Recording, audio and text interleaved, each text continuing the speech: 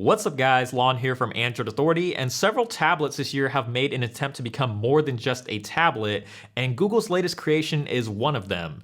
Despite running Android, can it actually be a viable alternative to a laptop or computer? Let's find out with the Pixel C.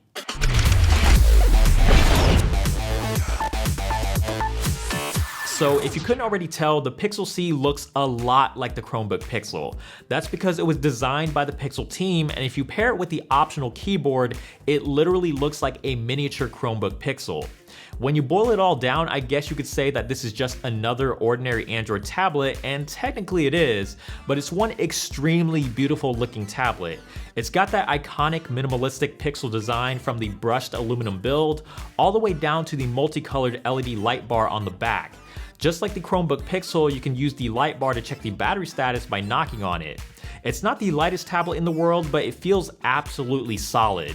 Every inch of this tablet feels very well put together, and it just screams high quality. The power and volume keys, which are also made of metal, are very clicky, tactile, and easy to press. Then you have the dual speakers on opposing sides of the tablet that are very beautifully machined right into the frame.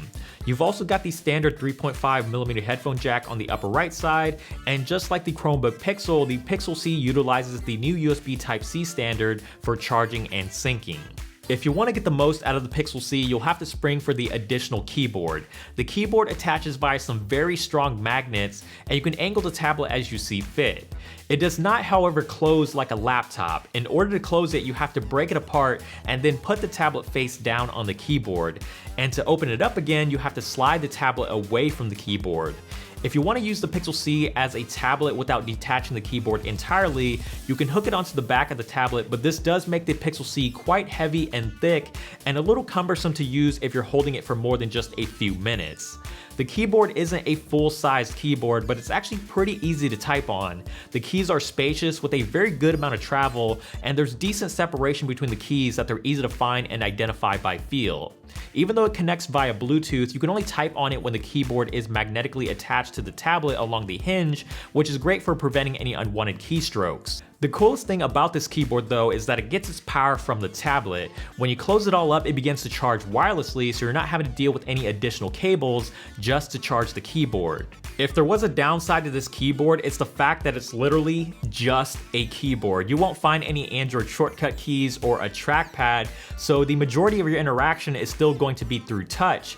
And that kind of makes the experience feel a little bit disjointed, and aside from the physical typing, you're not really getting any extra value or functionality out of this keyboard. On the front of the Pixel C is a 10.2-inch display, and just like the rest of the tablet, it's absolutely top-notch. It's an LCD display with a resolution of 2560 by 1800, and it looks fantastic. It's super sharp and easy to read, colors are vibrant and saturated without being overly so, and it gets bright enough that you could use the tablet outdoors if you wanted. The large screen is great for web browsing, watching YouTube or the occasional movie, and gaming, which is always a lot of fun on such a large screen.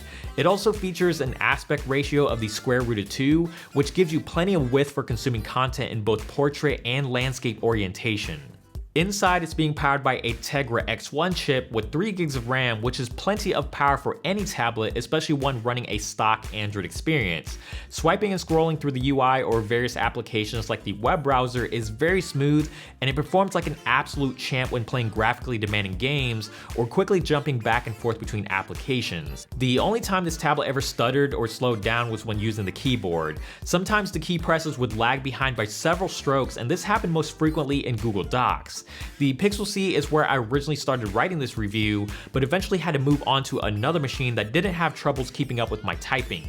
The Pixel C comes in either 32 or 64 gigs of storage, but there's no option to expand, so what you see is what you get, but I would imagine these two storage capacities will be more than enough for most users. The dual speakers on the Pixel C, while not front-facing, still sound amazing. They're super loud and the audio is crisp and clean that you'll never feel the need to plug in a pair of headphones. It really makes things like YouTube, movies, games, and streaming audio a much better experience on a tablet, and the speakers are positioned well enough that you don't have to worry about muffling them with your hands. Now, I'm not the lightest user when it comes to tablets, but battery life on the Pixel C has been solid, ranging anywhere between 12 to 15 hours on a single charge.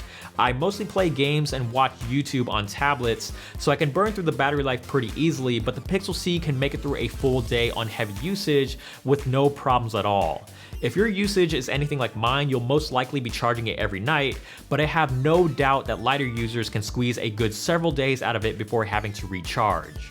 Tablet cameras have never really been much to write home about, and that isn't changing anytime soon with the Pixel C.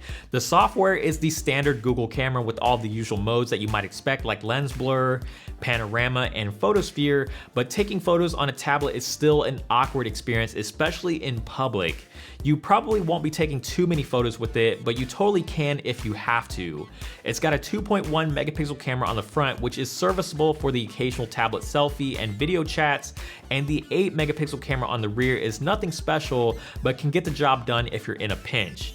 Daylight photos are decent looking as expected, but once you get into low light situations, the photos begin to fall apart with a lot of noise and very little detail.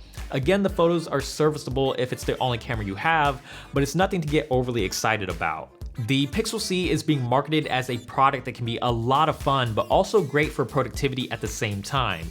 It's running Android 6.0 Marshmallow, so you're getting all of Google's latest and greatest features like Doze, user-defined app permissions, and Now on Tap.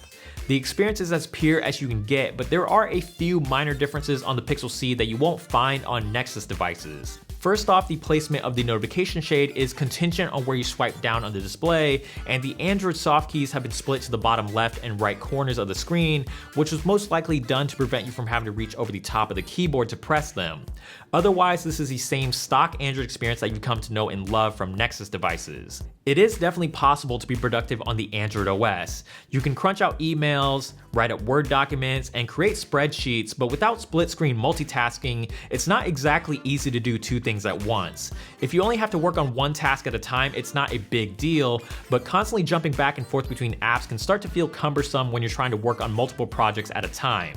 The biggest problem that Android still faces is a lot of applications aren't optimized for tablet use. Many apps like Instagram and Snapchat are just blown up versions of the phone app, and apps that don't support landscape orientation can be awkward to use when you have the Pixel C paired up with the keyboard. Android is a great operating system as a whole, and Marshmallow is the best version of Android we've seen from Google to date, but it still has a long ways to go before it can become an OS built for hardcore productivity.